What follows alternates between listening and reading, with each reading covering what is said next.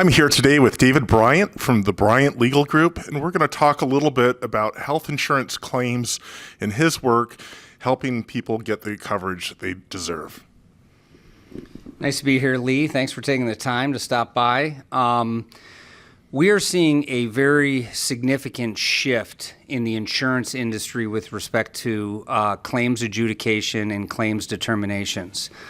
One way of looking at how this change is happening is to look at the dollar volume that's being invested into underwriting insurance policies and making claims decisions.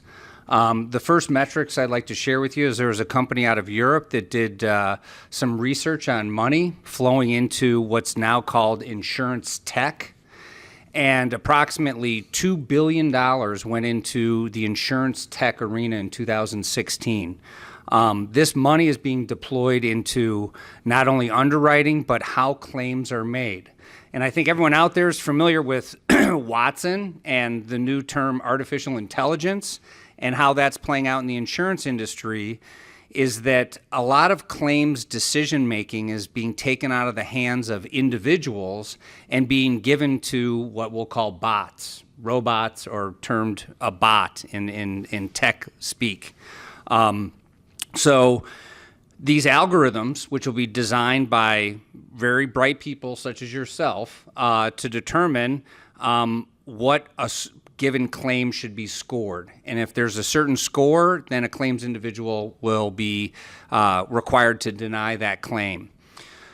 This is problematic for some of the insurance companies because if it's discovered through the discovery process, it can wind up hurting them in litigation for bad faith denial of a claim. So David, can you tell me a little bit about what you do at the onset of one of your case matters to help make sure that you can argue your case in court? So there's really two phases to insurance claims. There's the appeal process, and then there is a court. If your claim is denied, I can always sue an insurance company in court. Typically that's in federal court. I primarily practice in federal court, but I do state court as well. So once I wind up in a court setting, I will send a litigation hold letter to the general counsel of the insurance company, and that letter secures that all of the data in its electronic format is preserved.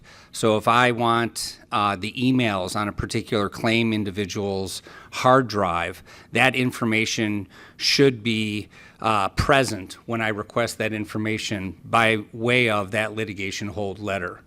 When I do discovery in federal court, we're looking for electronically stored information. I'm not looking for paper any longer because we're looking to get the metadata that's embedded in that electronic information so we can find out who looked at it, when it was looked at it, when it was altered. So Haystack, having the skill set to be able to determine who touches electronic files, who views electronic files, we will bring in your firm in those circumstances when we want that type of information in litigation. So can you give me an example of when you've had to rely upon our computer forensic services for us to help you out with a matter and how that played a role in getting success for your client? So we handle primarily health insurance and disability insurance claims on behalf of individuals and physician groups. So one of the matters that you handled for us dealt with a disability insurance claim, and we were looking for certain keywords and keyword phrases that were on the server or hard drives of the particular individuals at the insurance company. Being able to cull through all this data is a Herculean task and would be extremely expensive for the defendants.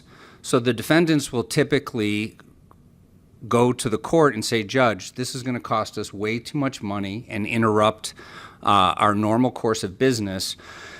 We don't want Mr. Bryant to have access to this information or put us through the trouble and cost of doing it.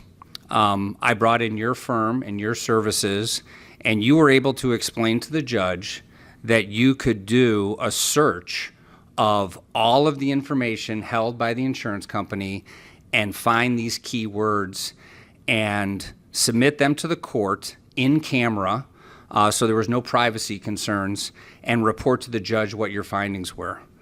The case soon settled thereafter. They usually do. Well, thank you for being on the show today. If you need to reach David, his info is on the screen. Thank you.